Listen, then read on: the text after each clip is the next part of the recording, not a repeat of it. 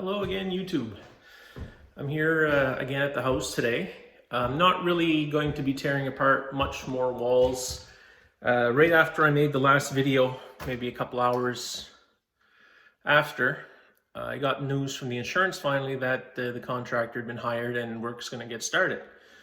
So the permits have been applied for, and we believe that they should start sometime next week. It's Easter weekend right now. As you can see, I did pop open a bit of the wall here to reveal where the chimney passes through the house, up basically just beside the kitchen area and the second bedroom. So what I'm going to do in this video, since I'm not going to be ripping stuff apart, is I'm going to give you a little rundown of what I'd like to do with the house, since we're going to be basically gutting the main floor here. The only walls that are going to be left up with the repair to the floor, I believe, is going to be this wall here, which separates the stairwells going up to the attic and down to the basement, and this wall here. All the other walls, the laundry room, bathroom, master bedroom, living room, they're all coming down to facilitate the repair of the floor. So what I'm hoping to do is actually take this wall down as well, which will leave the chimney kind of in a void here, standing by its own, but that can be made to look quite decorative. And hopefully, if things go the way I'm planning with the rebuild, that wall will be gone. The kitchen will just be along this wall, and we'll have an island in front of it, right about here. That'll be about 6 to 7 feet long. And this wall here will be gone, which will open up to over here where we will move the living room, which means the current bathroom will be gone. And this wall here, separating, making this a bedroom, will be gone. So if we come in through here and we look, these two closets will be opened up into the kitchen. And this will be pushed back because the bathroom's on the other side of this wall. So this will be pushed completely out, and the bathroom will be gone, which would bring us to about here, giving us about 15 feet of living room by about 13 feet wide. The stairs, of course, are going to stay in the same place. And I know it's a little dark, forgive me, but this is the laundry room currently, and it shares a closet through this hole. There's a closet on the other side for the master bedroom. So that's going to come out, and this wall's going to get pushed in. About half of that distance is going to be split between the master bedroom and the current laundry room. And the current laundry room will be made into a laundry room bathroom. The hallway will be repaired here. And the current living room, which is about 18 feet by 13 feet, I believe, is going to be divided. And where I'm standing now, which is the second front door into the living room, will become the second bedroom. And then we're going to take about 8 feet of the 18 feet wide living room, or long living room, and we're going to divide that off to make a closet for the second bedroom and a huge walk-in closet for the master bedroom. The master bedroom is going to stay basically the same size. It's going to get, here's the closet I was talking about from the laundry room. We're going to push that about, split the difference with the laundry room and the master bedroom. And there'll be no closet here. It'll just get a little bit wider room by about a foot. And it's going to stay basically the same length. It's going to gain about a foot of width. The door is going to move a little bit with that width, which is fine. This whole wall will be refinished, and we'll have a door somewhere right around here, which will go into an 8 foot by 7 foot closet. And in that closet, it'll house I'm going to run the whole house for Cat 6 and put in a small home server. That's going to be housed in that closet. I'm also going to put in my Freedom Package sender safe. Will be in that closet. And yeah, so then the basement, which is unfinished, will remain unfinished. The attic which has a breezeway, which is unfinished, will remain unfinished, but there'll be all new insulation up there. And hopefully with that and the proper venting being put into the attic, because currently there's no venting up there at all, which makes ice dams in the winter. So I'm heading up into the attic right now. I don't know if I showed you that in the previous videos or not, but as you can see, here I am in the attic. Nice and wide open, both sides, full length of the house.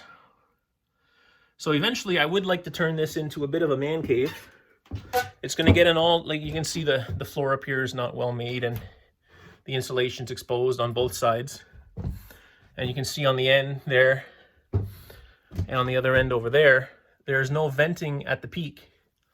So that's going to have to be fixed with the repair done. And also, you can see where the chimney comes up through the house from the basement.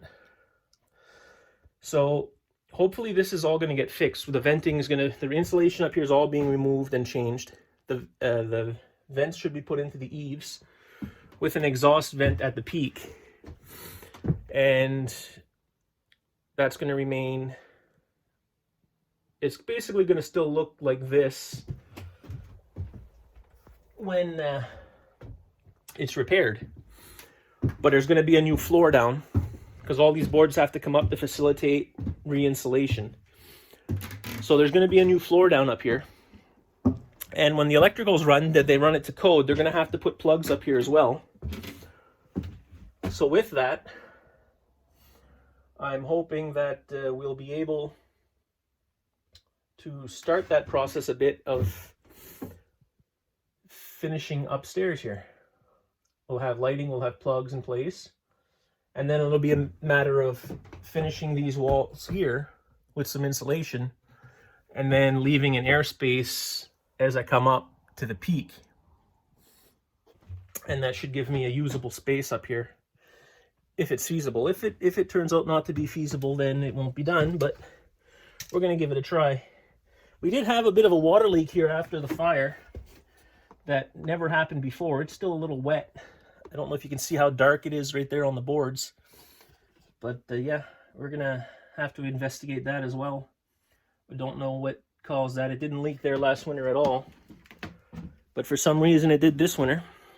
There was no heat in the house since the 6th of January, so the ice dams kind of melted off on their own.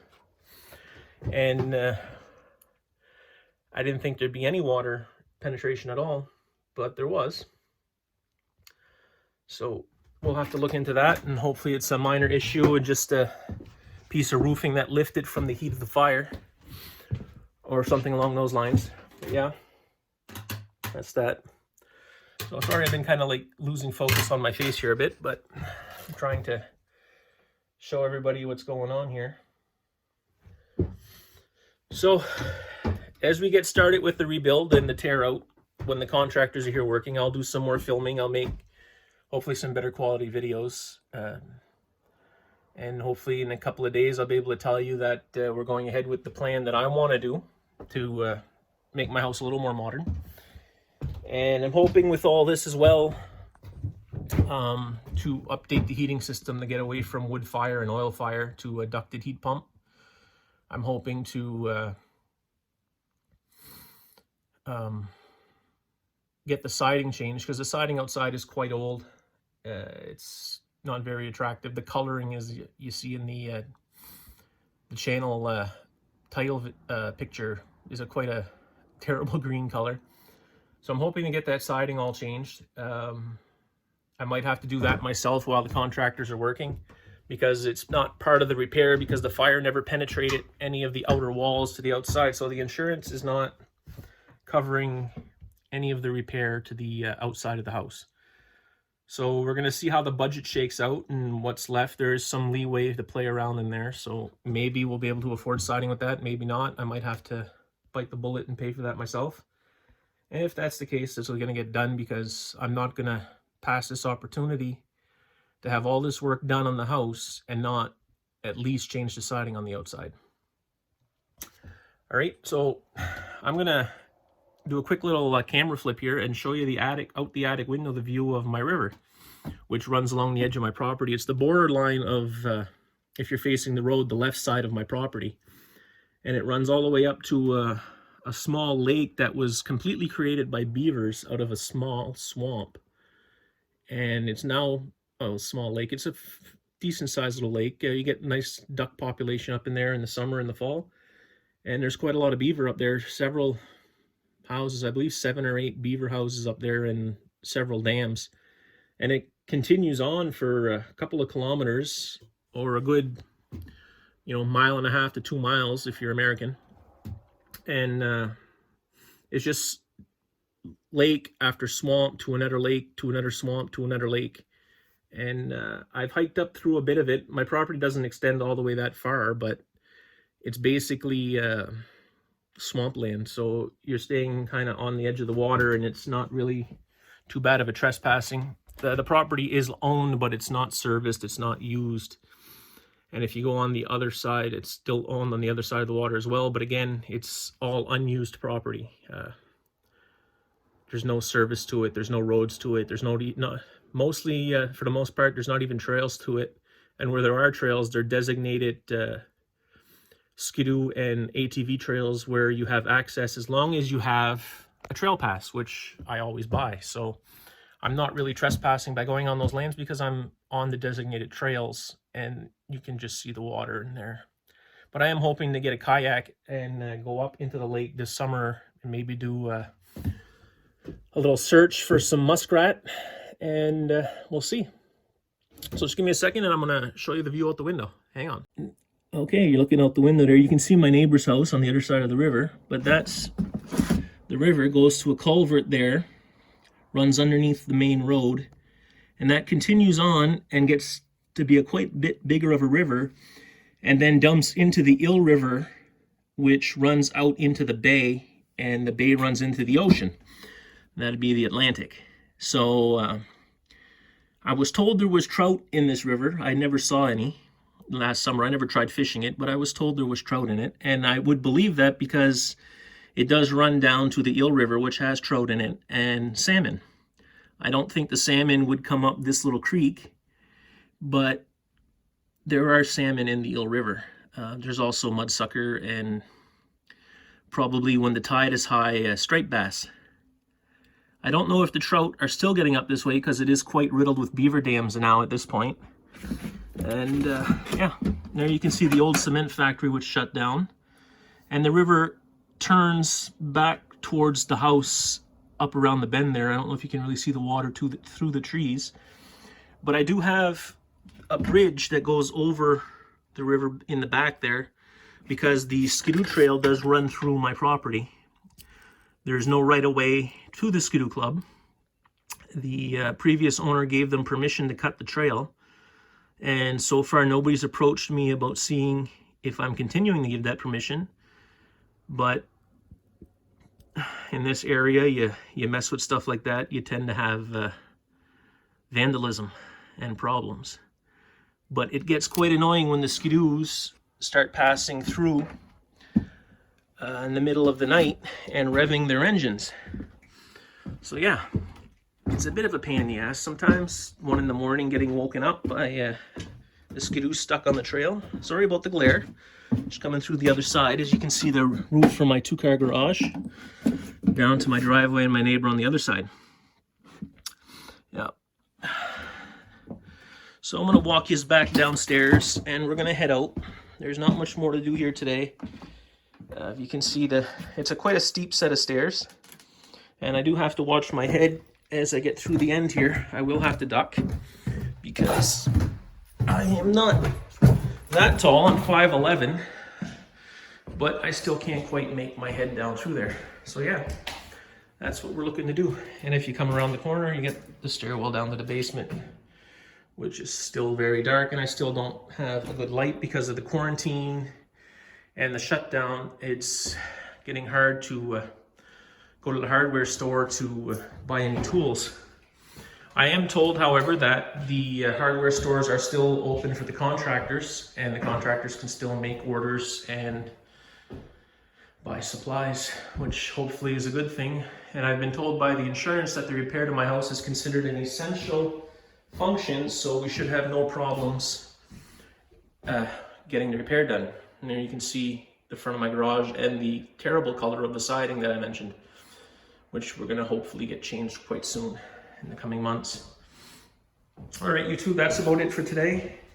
I will update the story as more unfolds, and hopefully we will be able to be back in this house in a couple of months. And here you can see the chimney going back down to the basement. All right, that's it for today. Have a good one. Okay, YouTube, there's one more thing I wanted to mention today. Along with the moving things around the back and inside the house, we're gonna move the back door, because you're not gonna have your back door to your house in your bathroom. So that's gonna get moved over into the living room area. So what I wanted to show you is out here, you can see I'm in the garage, and I have a back door to my garage. And there you can see the patio, which is under snow because I haven't been living here, so I haven't been shoveling the patio off any.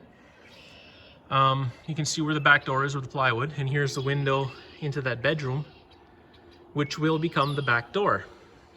And you can see more of that crappy siding. So the back door is going to come where this window is, and then you're going to get a window over there for the bathroom. And this patio, we're going to haul it over here, because I don't know if I can really show it in this video too much. Do you see the corner there? And you see out here, the garage is offset from the house by a good, say, about 15 feet. So we're going to haul that patio over here, which is going to put the patio against the house on two sides, and you'll be able to do a walkout. If I back up here, I'll be able to come into my garage, park my car, or my truck, and walk out this back door onto the patio and into the house. If I had the money, which I don't, I would actually put a foundation here and close this in to extend the living room quite a bit, and would have a pass through from the garage into the house. I thought about going through this wall. Here is the wall into the house, and I thought about going through this wall to put a door into the house, but with the current building codes in my area, that would mean I would have to put a ventilation exhaust system in my garage in case of a car's left running inside, and carbon monoxide and that, pesky poisoning yourself, you know. So yeah, that's what we're looking at. There you can see some of my stuff left over, the canoe, my daughter's chainsaw carved turtle. She didn't carve it, someone did and gave it to her, and some odds and ends, my couch, my Freedom Package Tournament Sender chariot. yeah, so I do participate in three gun a little bit. Just in our local area, we have a tournament every year. I do shoot some IPSC as well, and trap, and it's quite fun. I enjoy it. So yeah, drive-through garage, as you can see, with the back door of the garage, and hopefully with redoing the siding, and it's going to take some engineering, these two doors are going to come out and be replaced by one 12-foot door. I'm going to knock that center post out, reframe it, put a new header, and put in a 12-foot door, hopefully. And yes, the insurance is not paying for that because the garage was not fire damaged. But again, we might have some leeway in the budget, and I'm probably gonna have to pitch in some money out of my own pocket to do that. Hopefully I can get it done. The siding is being done for sure. If we can't work out the financing to do the door, it will be done eventually in the future, and it won't be a big impact on the new siding to change that. It'll be a fairly easy process to just knock out that center post and reframe, and then reside in the framework. All right, this time it's really goodbye, and talk to you later.